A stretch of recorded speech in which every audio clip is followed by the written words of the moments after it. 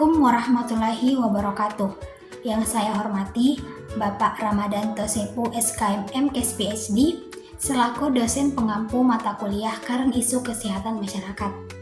Saya Tina Cesaria Astuti yang pada kesempatan kali ini akan menampilkan review jurnal yang berjudul Mengeksplorasi Pantangan Makanan di Kalangan Keluarga Nelayan Kabupaten Bulukumba, Provinsi Sulawesi Selatan. Adapun latar belakang dari penelitian dalam jurnal ini adalah fenomena sosial pantangan makanan yang lahir di masyarakat, yang dimana pantangan makanan ini dapat berpengaruh terhadap status kesehatan. Beberapa jenis makanan yang dikategorikan sebagai pantangan ternyata mengandung zat gizi yang tinggi. Praktik pantangan makanan masih saja terjadi karena masyarakat takut akan terjadi hal-hal buruk jika mengabaikannya. Permasalahan yang diangkat adalah yang pertama, karena pantangan makanan berdasarkan kepercayaan budaya masyarakat setempat, di mana beberapa jenis makanan menjadi pantangan bagi kelompok masyarakat tertentu, seperti kelompok ibu hamil, kelompok ibu menyusui, dan wanita dewasa. Permasalahan yang kedua adalah karena kurangnya pemahaman dan edukasi masyarakat. Sebagian besar dari partisipan penelitian ini mengaku bahwa mereka hanya mengikuti yang disarankan oleh generasi sebelumnya, tanpa mengetahui alasan di balik larangan mengkonsumsi makanan tersebut. Sesuai judul yang telah disebutkan di awal, bahwa subjek penelitian dalam jurnal ini adalah keluarga nelayan di Desa Bira, Kecamatan Bontobahari, Kabupaten Bulukumba, Provinsi Sulawesi Selatan. Desa Bira merupakan desa yang terletak di sektor kelautan, di mana sektor kelautan telah mengalami penurunan asupan makanan bergizi. Hal ini terjadi karena praktik pantangan makanan yang dipercaya dapat mencegah hal-hal buruk terjadi di masyarakat. Tujuan penelitian dari jurnal ini adalah untuk mengeksplorasi makanan atau minuman yang sehat dan merupakan pantangan bagi masyarakat.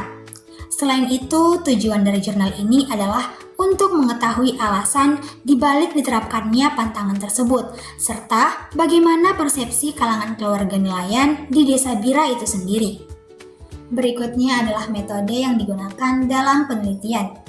Penelitian ini menggunakan metode fenomenologi, yakni metode untuk memahami pengalaman subjektif individu terhadap suatu fenomena. Dalam hal ini adalah persepsi masyarakat terhadap pantangan makanan. Pengambilan sampel atau partisipan dipilih berdasarkan purposive sampling dan dilakukan wawancara terhadap 8 partisipan yang telah dipilih, yang terdiri dari 3 orang wanita hamil, 3 ibu menyusui, dan 2 orang wanita dewasa. Pertanyaan wawancara mencakup persepsi atau sudut pandang partisipan tentang makanan dan minuman yang tidak boleh dikonsumsi, serta apa alasan dibaliknya. Analisis data pada penelitian ini menggunakan analisis isi sumatif. Analisis isi sumatif menghitung frekuensi poin-poin penting yang disebutkan oleh partisipan. Poin-poin tersebut adalah usia, jenis kelamin, kelompok etnis, tingkat pendidikan, serta makanan atau minuman yang dilarang. Transkrip wawancara selanjutnya dianalisis dan dibandingkan dengan karakteristik partisipan. Hasil dari penelitian menunjukkan bahwa 8 partisipan yang dipilih memiliki latar belakang sosiodemografi yang berbeda-beda.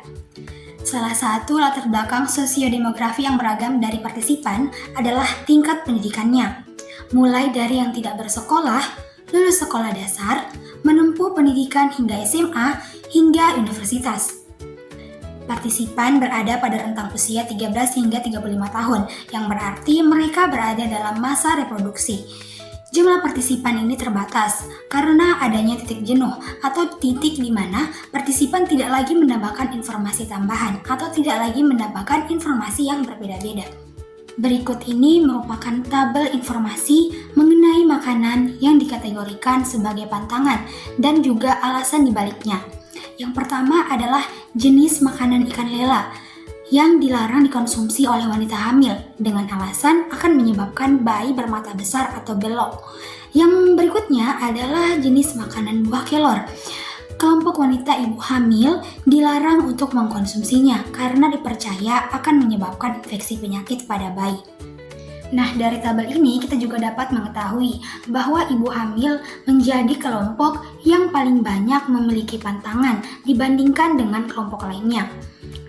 Fakta berikutnya menunjukkan bahwa berdasarkan informasi dalam jurnal, keluarga nelayan yang sedang hamil, menyusui, atau wanita dewasa menghindari pantangan makanan meski sebenarnya keluarganya mendapat hasil tangkapan dari laut. Fenomena ini tentu saja perlu dicegah karena makanan yang menjadi pantangan merupakan makanan yang bergizi sehingga dibutuhkan oleh ibu dan bayinya.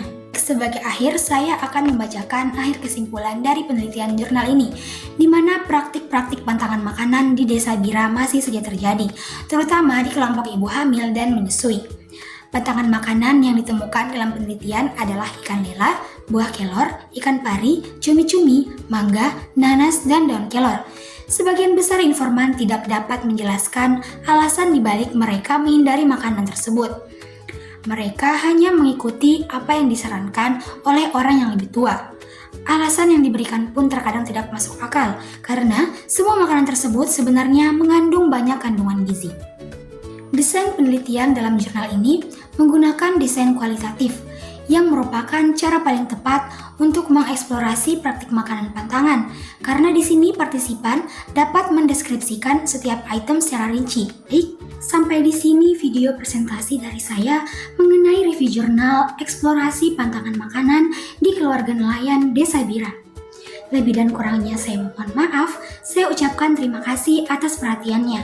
Wabillahi taufiq wal hidayah. Wassalamualaikum warahmatullahi wabarakatuh.